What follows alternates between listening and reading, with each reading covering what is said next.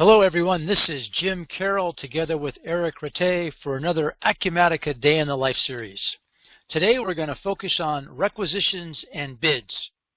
In this process, first of all, we'd like to start off with Acumatica and reinforce that it's a very feature-rich and millennial-friendly product. That what distinguishes it is that behind the scenes it has workflow and business event triggers that are like having a 7x24 no-cost employee. And that will become evident as we do this process flow in terms of communicating with vendors to assess their bids. And finally, Acumatica takes full advantage of the Internet of Things. And this is also evident in this process flow where we have a marketing and product management team design a product and then take examples and pictures and diagrams, etc., CAD descriptions of that, and communicate that with a request for bid to their vendors. All one package from Acumatica. The vendors will then respond. One will be chosen based on price or delivery or some combination, and then the request will be converted into a purchase order. So Eric, let me turn it over to you, please. Thank you, Jim. So first of all, as always, when I'm logging into Acumatica, I've got my dashboards. And as you can see, today I will be the purchasing manager where I have some tiles that are in red, indicating that there are some problems, and also other tiles that are green, so I'm okay with that. And I will have some warnings in yellow saying that there are 3 POs that are pending approval. So there is approval matrix that we can set in Acumatica so that to suit your business needs. At the bottom, you see that we have 7 requests, so 7 products that are requested by the marketing teams. So I'll click on them, on this, and as always, I have the justification of where this 7 comes from. It comes from the 7 requests that they have here. But today I will create a new one. So hit the plus sign, and I will pretend just for a moment that I'm the marketing guy, and I will just create a request for a computer. So I can select from a predefined list of items, and that list can depend of my for a certain product, for certain departments, as an example. And so typically when I'm buying a computer, it's $250. And just for a second, I'm just letting you know that there are multiple request classes or type of requests I can set in the system, and some may include a request for specific customers as opposed to an employee, as in that example. The difference between the two is that if the request would be for a customer, then as soon as I receive the prices, I will be able to create a quote for my customer, and if he accepts, then create the purchase orders that goes with it. But very nice. But in this example, I'm the marketing guy, so it's a request for an employee that comes from an employee, and so I will not create a quote for the customer because that is not relevant.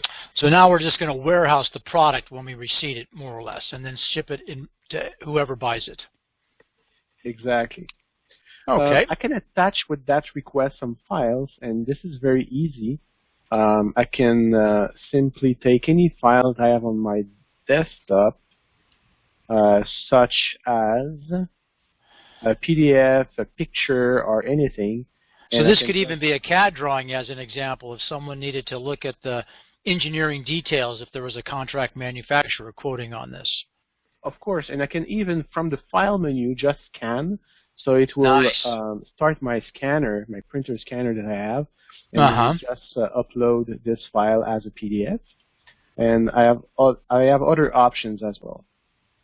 Great. So then when I'm entering this, I can have multiple products, but right now I'll just put one product. I will remove the unhold checkbox, and then it's open. So it means that my purchasing manager will be warned about this request, and he will be able to process it. Couple of things I want to mention is the budget capability. So it means that if the finance team have a certain budget for a certain type of items, such as in that case computers, the system can compare the budget, where we are in terms of budget, with what we are requesting. So it may need an approval, or at least it will warn you or prevent you from requesting more goods, depending on the workflow that you set in the system. Fantastic. Example of a 7 by 24 employee, in this case an administrative hold based on price. And as we go in the menu of Acumatica, right now I have access to every screen and reports because I'm the administrator, but as it says at the top right of the system, but if I were logged in as a marketing person, then maybe I will only have access to that screen requests. But since I'm the administrator right now, I will switch my app, wear another app, which is the purchasing manager, and I will just create a requisition. So the ability of creating the requisition, I can create them manually, or I can also create them using the create requisition. Let's go in that screen. So here I've got all the requests that are ready to be processed, so I can select multiple of them and just merge them into one requisition should I want to. But right now what I'll do, I'll just do it the manual, and just to reinforce what Jim said at the beginning, I can schedule that into a schedule, so I even don't need to come here at all. So I will schedule that to happen, for example, every month or every week or every 2 weeks, as an example. The Thursday, this is the time where the system will automatically transform the request into a requisition. But right now, I will not automate that. I will just do it manually for the purpose of this demo. So creating on the new, it comes with this on that screen. And then I could select a customer, like I mentioned, and I will add the requested item. So I will add my computer. Good. And so now I can go to the request details. So it will bring the information about who asked for this, which department asked for this item. And what I'll do in addition to that, I will go to bidding, and I will select some vendors from which I want to get prices. And so Perfect. I can search for certain vendors based on different criteria, such as classes or group of vendors. So I could filter these, for example, I'll have it all manufacturers, and if that was a class, it'd only show me my manufacturers or manufacturers in China as an example, that type of thing. Correct. Right. Correct. Good. And also the system will help me out because it will show the shipping terms that I usually have with these vendors, the lead time, the shipping and so on and so forth. So the lead time would come if I'd bought it in the past, right? If it was a brand new product, I wouldn't have the lead time because they would provide that. Very good. Correct. And then I can go to the vendor information from here to see where this vendor is at. Right. And so on. And so as I go on, now I'll remove the on-hold checkbox. So, or what used to be the on-hold checkbox now is a button. Right. But you see the status goes from hold to pending bidding. So we are waiting right now for the bids from the vendors. So all that information has now been emailed to the vendors, and they've received it via email, all automatic. Very good. Well, not exactly. I can click here, or it can be scheduled. This can be scheduled as well. But right now, I will just send them. Got it. And you will see that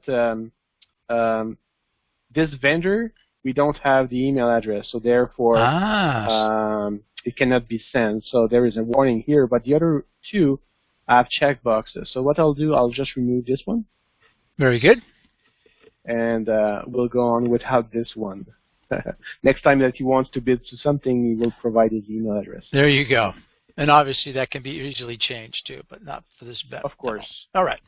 Okay. Then here on the approved, see that it's already approved because I don't have any approval matrix defined in the system, but we can set some criteria that depending of certain criteria that you set, then you may need an approval before going to the vendors. Got it. And now what I'll do, I'll just go to the bidding process. So you see here, by using the global search, I can go into the system. So the system will retrieve all the screens that have these letters. I can have also the help topics. So if I don't remember, let's say that I'm putting bidding,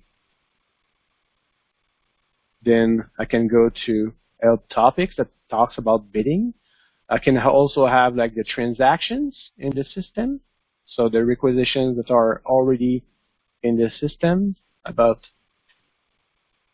this. Very user-friendly. So then go to bidding responses. And what I'll do, I'll just select let's say that I'm receiving something from this vendor, right? Right. So I will be able to set the expiration date of his quote, the promise date, and all the other information, as well as what he bids in terms of quantity, if there is minimum quantity or something, what is the cost, and the bid number. So I can enter something, and let's say that I received the other one. So I will put a different price. This one is a little bit more pricey. And we'll tell I can give you 2. And the third one, something like that.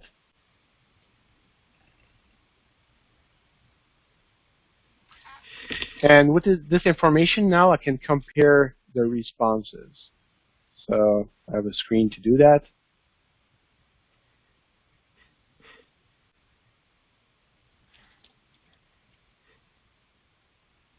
So now I've got my 3 vendors with the bid quantity and the cost that it will cost me, the lead time if I enter it, and then I've got the different result. So I can compare really on that screen all different responses Fantastic. From the vendors.